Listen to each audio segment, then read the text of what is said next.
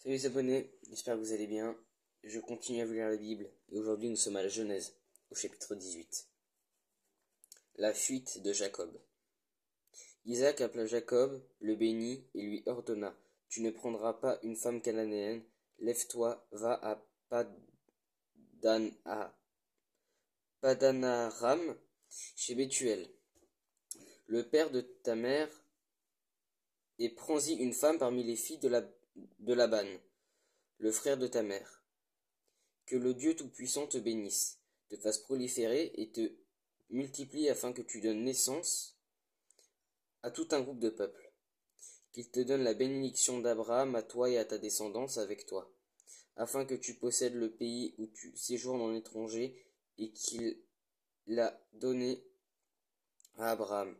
Isaac fit donc partir Jacob et celui-ci s'en alla à Padan-Arma chez Laban, fils de Bethuel l'Araméen, et frère de Rebecca, la mère de Jacob et d'Ésaü. Ésaü vit qu'Isaac avait béni Jacob et l'avait envoyé à Padan-Arma pour y prendre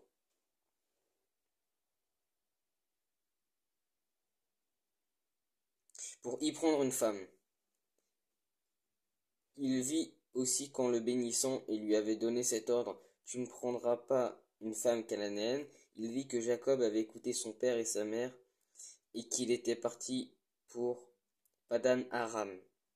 Ésaü comprit ainsi que les Cananéennes déplaisaient à son père Isaac, et il alla trouver Ismaël. Il prit une femme en plus des femmes qu'il avait, Mahalat, qui est la fille d'Ismaël, le fils d'Abraham et la sœur de Nebajot.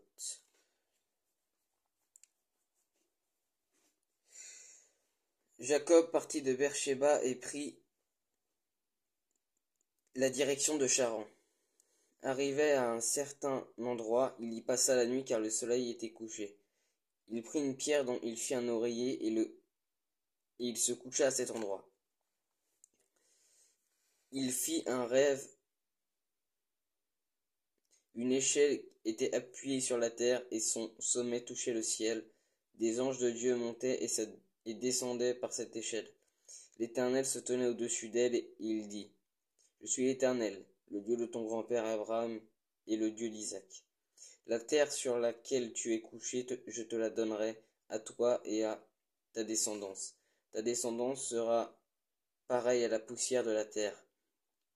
Tu t'étendras à l'est et à l'ouest, au nord et au sud, et toutes les familles de la terre seront bénies en toi et en ta descendance. Je serai moi-même avec toi, je te garderai partout où tu iras, et je te ramènerai dans ce pays, car je ne t'abandonnerai pas, tant que je n'aurai pas accompli ce que je t'ai dit. Jacob se réveilla et se dit: C'est certain, l'Éternel est dans cet endroit, et moi, je ne le savais pas. Il eut peur et dit: Qu'est-ce que cet endroit est redoutable! C'est ici que se trouve la maison de Dieu, c'est ici que se trouve la porte du ciel. Jacob se leva de bon matin, il prit une pierre dont il avait fait un oreiller, en fit un monument et versa de l'huile sur son sommet. Il appela cet endroit Béthel, mais la ville s'appelait auparavant Luz. Jacob fit ce vœu: Si Dieu est avec moi et me garde pendant mon voyage, s'il me donne du pain à manger et des habits à mettre, et si je revins dans la paix chez mon père, alors l'Éternel sera mon Dieu. Cette pierre dont j'ai fait un monument sera la maison de Dieu, et je donnerai la dîme de tout ce que tu me donneras. Voilà, c'était le chapitre 28 de la Genèse, j'espère que ça vous a plu. Si vous avez des questions, comme d'habitude, n'hésitez pas à me les poser dans les commentaires, et soyez bénis.